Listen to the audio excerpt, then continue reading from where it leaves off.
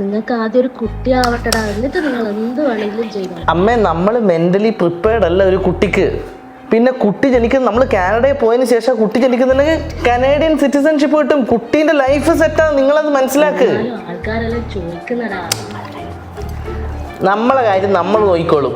ഈ ആരാമാരുടെ കാര്യത്തിന് എന്തിന് ഈറ്റിംഗ് വെക്കുന്ന ഇത്ര വലിയ പ്രശ്നം?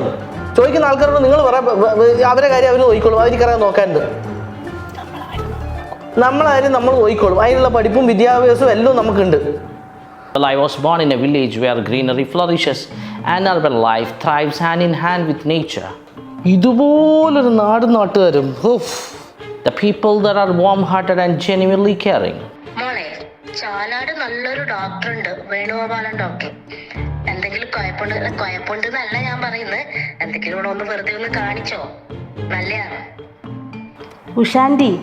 ഉഷാൻ്റെ രണ്ടാമത്തെ മോള് ശില്പക്ക് ഇതുവരെ രണ്ടാമത്തെ കുട്ടി ആയിട്ടില്ലല്ലോ അല്ലേ? ആദ്യം ഓളെ ഒന്ന് അവിടെ കാണിക്ക്, അതിനുശേഷം എന്നെ കാണിക്കുക കേട്ടാ. They often take the time to check in one another, always concerned about each other's well-being. ചിലപ്പോൾ അനക്ക് മനസ്സിലാത്ത കാര്യം, നിങ്ങളിന്ന് ഈ ആരാൻ്റെ വീട്ടിലെ കാര്യം അന്വേഷിക്കുന്നത്.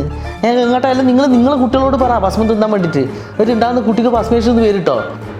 Rather than calling it a village, I would say it feels more like a large family living in different homes, yet connected with a bond stronger than mere proximity. എടാ, നിനക്ക് വിശേഷം എന്തെങ്കിലും ഉണ്ടോ?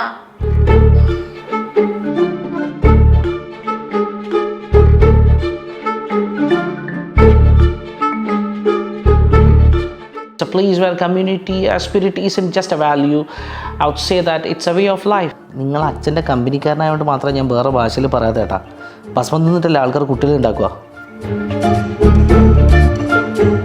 ഇങ്ങനെ പറഞ്ഞാൽ ഇംഗ്ലീഷ് ടെസ്റ്റ് ഇപ്രാവശ്യം കസറും. Thanks, babe.